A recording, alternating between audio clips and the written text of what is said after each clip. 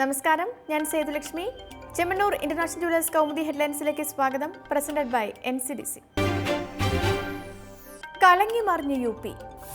ഉത്തർപ്രദേശ് സമാജ്വാദി പാർട്ടിയിലെ അധികാര തർക്കം പുതിയ വഴിത്തിരിവിൽ. ലഖ്നൌവിൽ ഇന്ന് വിളിച്ചു ചേർത്ത പാർട്ടി ദേശീയ കൺവെൻഷനിൽ അഖിലേഷ് യാദവിനെ ദേശീയ അധ്യക്ഷനായി പ്രഖ്യാപിച്ച രാംഗോപാൽ യാദവ്. തീരുമാനത്തെ തുടർന്ന് രാംഗോപാൽ യാദവിനെ പാർട്ടിയിൽ നിന്ന് വീണ്ടും പുറത്താക്കി മുലായത്തിന്റെ പ്രതിഷേധം. പുതിയ അധ്യക്ഷ നീക്കം. ദേശീയ പ്രസിഡന്റായി മുലായം സിംഗ് യാദവ് പദവിയിൽ തുടരവെ രാംഗോപാൽ യാദവിന്റെ നടപടി ഭരണഘടനാ ലംഘനവും ചട്ടവിരുദ്ധവുമെന്ന് മുലായം. ഇന്നു ചേർന്ന ദേശീയ കൺവെൻഷന് ബദലായി വ്യാഴാഴ്ച പ്രത്യേക സമ്മേളനം വിളിക്കുവാനും തീരുമാനം. അതേസമയം രാവിലെ നടന്ന ദേശീയ കൺവെൻഷനിൽ മുലായത്തിന്റെ അടുപ്പക്കാരനായ ശിവപാൽ യാദവിനെയും അമർ സിംഗിനെയും പുറത്താക്കാൻ ശുപാർശ. പാർട്ടിയിലെ ഉപജാപകർക്കെതിരെ കർശന നടപടി ഉണ്ടാകുമെന്നും അച്ഛനുമായി പ്രശ്നങ്ങളില്ലെന്നും യോഗത്തിൽ അഖിലേഷ് യാദവ്. നവവർഷത്തിലും നോട്ട് ദുരിതം. രൂക്ഷമായ കറൻസി ക്ഷാമവുമായി രാജ്യം പുതുവർഷത്തിലേക്ക്. നോട്ട് നിരോധനം 50 ദിവസം കഴിഞ്ഞിട്ടും കറൻസി ക്ഷാമത്തിന് പരിഹാരമായില്ല. ജനങ്ങളെ വലിച്ച് 70% ATMകളും ഇപ്പോഴും കാലി. പ്രതിസന്ധിക്ക് ആക്കം കൂട്ടി ജീവനക്കാരുടെ ശമ്പള പെൻഷൻ വിതരണവും. സർക്കാർ ആവശ്യപ്പെട്ട 1400 കോടി രൂപ ലഭ്യമാക്കാനാകില്ലെന്ന് RBI. വേണ്ടത്ര തുക ലഭിക്കാതെ വന്നാൽ ശമ്പള പെൻഷൻ വിതരണത്തിൽ നിയന്ത്രണം ഏർപ്പെടുത്തേണ്ടി വരുമെന്ന് ധനവകുപ്പ്. നിലവിൽ കൂടുതലായി ലഭ്യമാക്കുന്ന 2000 രൂപ നോട്ട് ചില്ലറ ക്ഷാമത്തെ തുടർന്ന് പലയിടത്തും സ്വീകരിക്കുന്നില്ലെന്നും പരാതി. അതേസമയം ശമ്പള പ്രതിസന്ധി മൂർച്ഛിച്ച KSRTCയിൽ വീണ്ടും പണിമുടക്കിന് ഡബിൾ ബെല്ല്. DA കുടിശ്ശിക നൽകേണ്ടെന്ന മാനേജ്മെന്റ് തീരുമാനത്തിൽ പ്രതിഷേധിച്ച് ബുധനാഴ്ച മുതൽ ഭരണ പ്രതിപക്ഷ യൂണിയനുകളുടെ സമരം. സാമ്പത്തിക പ്രതിസന്ധി രൂക്ഷമായതിനാൽ ശമ്പള പെൻഷൻ വിതരണം വൈകുമെന്ന മുൻകൂർ ജാമ്യവുമായി മന്ത്രി AK ശശീന്ദ്രൻ. പലിശയിൽ പ്രതീക്ഷ.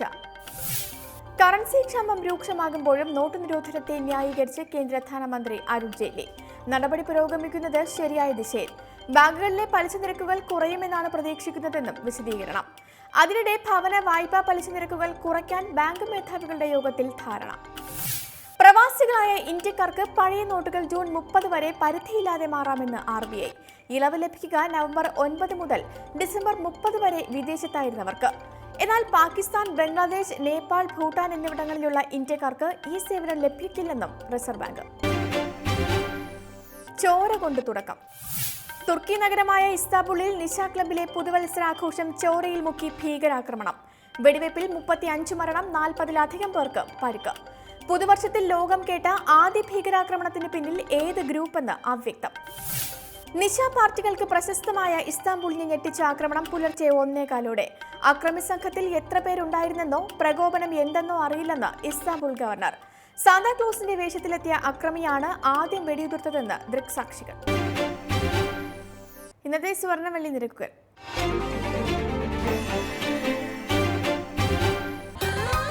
ദുബായ് ഗോൾഡ് ആൻഡ് ഡയമണ്ട് സ്വർണ്ണവെള്ളി നിരക്കുകൾ നിങ്ങൾക്കായി അവതരിപ്പിക്കുന്നത്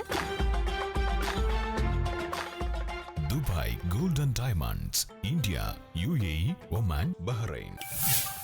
സ്വർണം ഗ്രാമിന് 2645 രൂപ, പവൻ 21,160 രൂപ, വെള്ളി ഗ്രാമിന് 55 രൂപ. ദുബായ് ഗോൾഡ് ആൻഡ് ഡയമണ്ട് സ്വർണ്ണവെള്ളി നിരക്കുകൾ നിങ്ങൾക്കായി അവതരിപ്പിച്ചത് Dubai gold and diamonds, India, UAE, Oman, Bahrain. Chemmanur international jewellers Kaumudi headlines presented by NCDC സമാപിക്കുന്നു. അടുത്ത ഹെഡ്ലൈൻസ് വൈകിട്ട് 5:30. നമസ്കാരം.